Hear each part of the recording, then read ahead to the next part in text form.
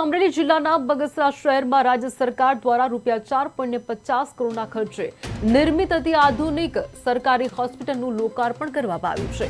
રાજ્યના આરોગ્ય અને પરિવાર કલ્યાણ વિભાગના મંત્રી ઋષિકેશ પટેલના હસ્તે આ હોસ્પિટલનું લોકાર્પણ કરીને ખુલ્લી મૂકવામાં આવી હતી। ગત 28 મે 2023ના રોજ આ હોસ્પિટલનું ખાતમુહૂર્ત કરવામાં આવ્યું હતું અને છેલ્લા 2 વર્ષથી તેનું નિર્માણ કાર્ય ચાલુ હતું। આ પહેલા નાગરિકોને સારવાર માટે 3 કિલોમીટર દૂર જવું પડતું હતું। હવે અહીંના લોકોને પોતાના શહેરમાં જ આરોગ્ય સેવાઓ મળતી જશે। આ નવી હોસ્પિટલમાં 30 બેડની સુવિધા ઉપરાંત ડાયાલિસિસ વિભાગ, દાંતનો વિભાગ, ફિઝિયોથેરાપી, એક્સ-રે, બાળ વિભાગ અને બ્લડ સ્ટોરેજ યુનિટ જેવી આધુનિક સારવાર સુવિધાઓ ઉપલબ્ધ કરાવવામાં આવશે। કરોડના ખર્ચે બગસરાની અંદર કોમ્યુનિટી હેલ્થ સેન્ટર CHCનું આજે આપણે લોકાર્પણ કરી રહ્યા છીએ અને આ જ દિવસે ધારીની અંદર પણ સરસ મજાના હોસ્પિટલનું આપણે લોકાર્પણ કરવા જઈ રહ્યા છીએ।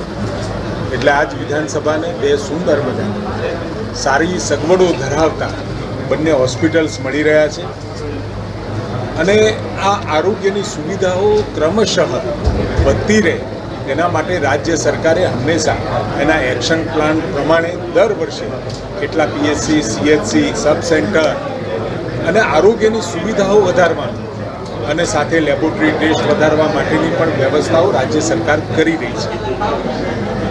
બહુજન હિતાય બહુજન સુખાયના મંત્ર સાથે આ ચાલતી ભારતીય જનતા પાર્ટીની ભૂપેન્દ્રભાઈના નેતૃત્વની સરકાર આરોગ્યને પ્રધાનમંત્રી મોદી સાહેબ જ્યારે ગુજરાતમાં હતા ત્યારથી જ એનું મહત્ત્વ સમજતા હતા અને મહત્ત્વ આપતા હતા અને એના કારણે આજે એક એવું નેટવર્ક 2011ની વસ્તીના પ્રમાણે નહીં પરંતુ 2025ની વસ્તી પ્રમાણે એ આરોગ્યની સુવિધાઓ પહોંચાડવાનો પ્રયત્ન પરિણામલક્ષી આ ભારતીય જનતા પાર્ટીએ કર્યો।